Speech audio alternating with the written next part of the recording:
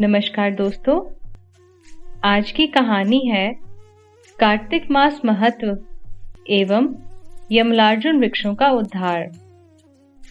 हिंदू धर्म में कार्तिक मास का विशेष महत्व है। कार्तिक मास को दामोदर मास भी कहा जाता है और दामोदर श्री कृष्ण का भी एक नाम है। श्री कृष्ण भगवान विष्णु के 8वें अवतार माने जाते हैं। श्री कृष्ण को कृष्ण, मुरारी, द्वारकाधीश, मयूर, लड्डू गोपाल आदि के नामों से जाना जाता है। उनमें से श्री कृष्ण का एक नाम दामोदर भी है। दाम का अर्थ होता है रस्सी और उदर का अर्थ होता है पेट। पेट से रस्सी बांधने के कारण उनका नाम दामोदर पड़ा। कार्तिक मास को दामोदर मास क्यों कहते हैं? माँ यशोदा ने कार्तिक मास में दिवाली के दिन श्री कृष्ण की शरारतों से तंग आकर उनके पेट को रस्सी से बांधकर ऊखल से बांधा था। भगवान श्री कृष्ण की इस लीला को दामोदर लीला और ऊखल लीला भी कहा जाता है। श्री कृष्ण ने ये लीला कार्तिक मास में की थी, इसलिए कार्तिक मास को दामोदर मास कहा जाता है। दामोदर लीला की कथा।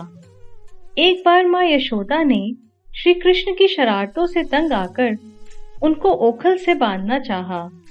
श्री कृष्ण की माया से माँ यशोदा उन्हें जिस रस्सी से बांधना चाहती वो 2 उंगली छोटी रह जाती।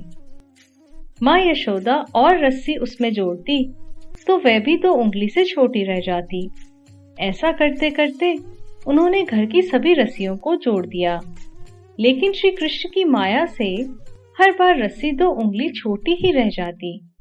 श्री कृष्ण ने जब देखा कि माँ शिथिल हो गई हैं, तो श्री कृष्ण स्वयं उसमें बंध गए।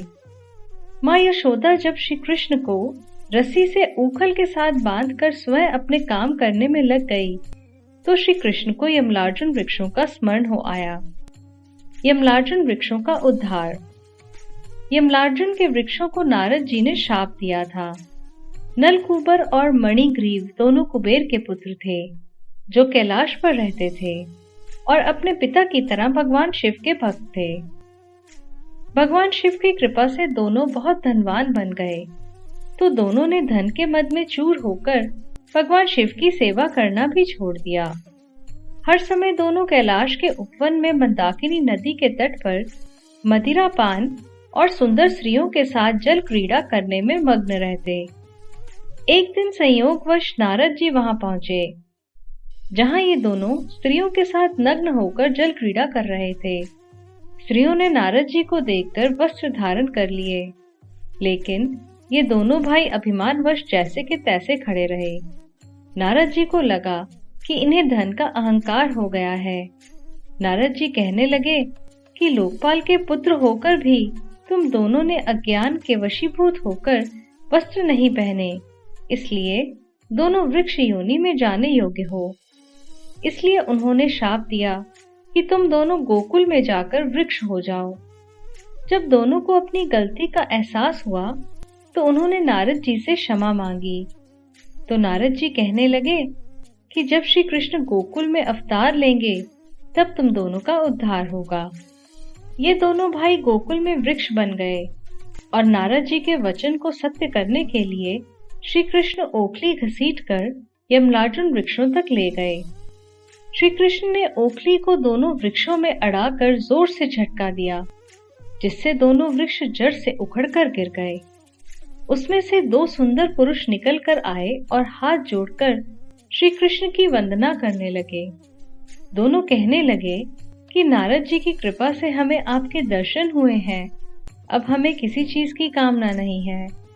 वे दोनों श्री कृष्ण को शीश नवाकर अपने धाम चले गए। वृक्षों के गिरने की आवाज सुनकर माँ यशोदा और गोप गोपियां वहां पहुंचे। माँ यशोदा ने ओखली खोलकर श्री कृष्ण को गले से लगा लिया।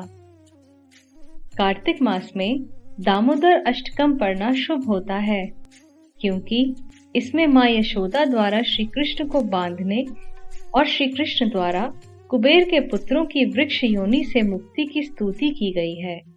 जय श्री कृष्णा।